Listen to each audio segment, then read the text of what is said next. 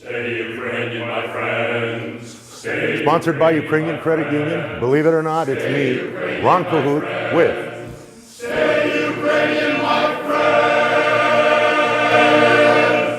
Stay Ukrainian, my friends. Well, in case you didn't know, there's a war going on in Ukraine, and it's with Russia. Surprise, surprise. Paul Grod is, you are on the Committee for Defenders of Ukraine? Correct. It started with the Ukrainian World Congress. So the Defenders of Ukraine Fund was created by the Ukrainian Canadian Congress as part of the Invictus Games. Oh. So when the Ukrainian Canadian Congress put together a broad-based community organized committee to help the Invictus participants from Ukraine, the Team Ukraine, to welcome them as they came to Canada, to ensure that our community strongly cheered them on, and to organize various welcoming and other events to support the team. We decided that we wanted to really do something meaningful in addition to supporting the team here, and that was to raise funds for those warriors that have been wounded by the Russian war against the Ukrainian people. So the Ukrainian Canadian Congress decided to create the Defenders of Ukraine Fund, Fond Захисників України, and during Invictus Gala that was held in Toronto, where Prime Minister Trudeau, President Poroshenko, many ministers and members of Parliament participated, thanks to the generous donation of our sponsors and the participants in the Invictus Gala, we were able to raise $100,000 for the Wounded Warriors, or the Defenders of Ukraine Fund, and which was earmarked to help support those defenders of Ukraine and their families who have been scarred by this war. So we had a call to applications for organizations that are supporting those defenders of Ukraine and their families, and we were surprised with over 80 applications from 80 organizations came to the Ukrainian Canadian Congress to fund their very good work. So our committee reviewed those applications, and we selected 4 recipients, or 4 organizations. And we announced that just last week in Kyiv, together with I was in Ukraine for that announcement, where we brought together the representatives of the Invictus team, wounded soldiers, their families, government representatives, and also the 4 organizations that are the recipients of these funds. So we're looking to help those affected soldiers and their families through various projects, including PTSD training, also with helping reintegrate soldiers into society. There's an interesting program called Boots to Business. How do we teach those soldiers to become entrepreneurs and be valuable members of society? Because that's often a big challenge in Ukraine. You have physical disability, but you also have emotional disability, and not just of those soldiers, but also of their families and their children. So it's very, very important, and this problem is not going away, Ron. The issue is that we see that on a weekly basis, Ukrainian men and women are dying on the front lines as a result of Russia's continuing military aggression in Ukraine.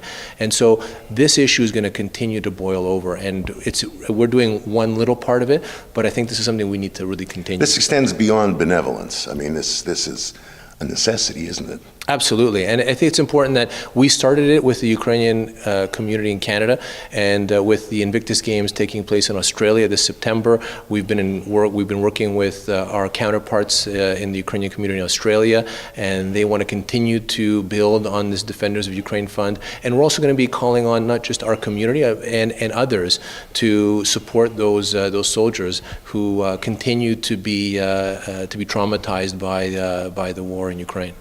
Now, there's still ще треба досить багато грошей ще треба, так? I mean, $100,000 is a drop in the bucket. Certainly it is. And where can people donate? So you can donate. So this Defenders of Ukraine Fund is being done in partnership with the Canada-Ukraine Foundation, which is the philanthropic arm that is working with us to support all humanitarian projects that our community is doing in Ukraine. So the Canada-Ukraine Foundation has on their website, they are taking donations under the Defenders of Ukraine Fund, and we do encourage our community to continue to give generously, and we will continue to have annual calls for projects in Ukraine. We have a well-developed system. We're working with many NGOs in Ukraine. We're working with those soldiers and those organizations that are providing us with a lot of guidance as to what we should be funding. Now, as is our military here, they're supporting, they're training soldiers there as well, so the money doesn't go to individuals necessarily, it goes to organizations, and then they decide to whom this money would be distributed. It's not really money that's going to fund people for their for salaries or for, I mean, these monies are being used to roll out programs that will provide for those families. So, for example, wives and families of wounded warriors who need emotional support, who need training for PTSD, and there's also projects where they're training the trainers. So they're teaching, for example, wives of wounded soldiers how to train other and work with other women. So it's kind of force multiplying those opportunities. There are, as I mentioned, projects that are helping reintegrate soldiers into society, giving them the necessary life skills to be successful. So it's not funding a soldier or funding, it's helping to reintegrate and to deal with emotional trauma and other traumas. Now, you, of course, go to Ukraine quite often. Have you been to the front? I have. I've been to the front lines in Mariupol. I've had the opportunity. Isn't that like leaning into a left hook, Paul? It was very, very fascinating, but it was really, it was amazing experience because you saw firsthand and you heard the bullets firsthand and you met those brave men and women who weren't afraid to fight. When I stood there on the very front lines and I looked through the binoculars and I could see the Russians on the other side, and I said to them, the men who were standing there with me, I said, so what happens if they come across? And they said, "Ми будемо тут стояти до кінця." They're going to fight to the end. And the morale there, the commitment there, the patriotism there is quite amazing. And by the way, most of them are speaking to me in Russian. So these are patriot Ukrainians. Many of them speak Ukrainian, but none of them don't. But the whole point is that this war has unified the Ukrainians, and they've finally understood who the real enemy is. And that's important for us to understand, that we will be at war with the Putin regime for potentially generations to come, because there is a mentality that they don't recognize the Ukrainian people as their own nation. And that will be challenging. We're finally coming to realize that after several decades, that what happened to the Ukrainians during the Holodomor, that same attitude exists today in Russia, and it's a very scary proposition. That's why we need to be Ukrainian. You need to be Ukrainians all over the world so that we can ensure that the international community continues to support Ukraine. And the Russians certainly know how to tell a story. There's a very quick joke that there's a book called Look, Comrade, the People Are Laughing. Mm-hmm. And in it was a little anecdote about Eisenhower and Khrushchev. They ran a foot race around Red Square, just the two of them, and Eisenhower won. U.S. papers said that Eisenhower won the foot race. Well, Pravda said that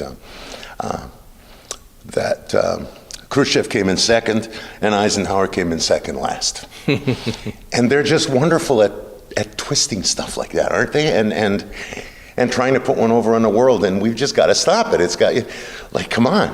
Like, people have to start realizing that this guy is a nut bar. And he doesn't care. Ron, kind of like when, you and I would, in the Soviet days, stand in front of the Massey Hall and demonstrate that I'd rather be dead than red. I was raised with the attitude as being some kind of wacko, anarchists. And we were raised with the attitude that we have to be Ukrainian because Ukraine is fighting for its independence. Well, you know what, Ron? We have to be Ukrainian because Ukraine is still fighting for its independence and will for the foreseeable future. Yeah. So we really need to stay Ukrainian. My friends. Get on the web. It's on the various websites. Where? UCC.ca and the Canada Ukraine Foundation. And anything you can do is greatly appreciated. You have to speak to some of these soldiers to find out just how much it is appreciated. When some of them I've spoken with some of them, and they're talking and they're speaking with me, and they have a tear in their eye, And it's not because it's not because they're getting the help, or but it's just they're getting the support, and that's so much more than than anything else, you know. And same with the Canadian military when they go out there. And it was so heartwarming when we were here for the gala that the Canadian military is just as much into it. I mean, they want to go. They're passionate about it, and what's amazing is that we will have hundreds, if not thousands, of Canadian soldiers who have, over the course of time, served in Ukraine, and they have become, a little part of them have become Ukrainian patriots. Yeah, and it's nice that the head guy of the army is Ukrainian. Absolutely. He's head of the military, or second in command for the entire military and head of the Canadian Armed Forces. He was given that distinction already? Yes. A Nash. Nash. That's great. And he's very proud of his Ukrainian heritage and Ukrainian roots, and he's spoken about that. I've heard him speak about that at the Hill 70 launch in Lens, France, and so he's very, very proud of his Ukrainian roots. The only thing he regrets is that he wants to join you on the no-fly list, and that's what he said. He says, if there's a list I want to get on, it's that one. You still on it? I'm still on it. I'm doing my best to make sure that I stay on it. That you stay on it, Yes, yeah, because, you know, oh man, you can't go to Russia. Well, that's okay. Who wants to? This is Staying Ukrainian, my friends, here and there. Do it. Stay Ukrainian, my friends. Stay Sponsored by Ukrainian Credit Union. Believe it or not, it's me, Ron Cahoot, with Stay Ukrainian, my friends. Stay Ukrainian, my friends. Still needs an accordion.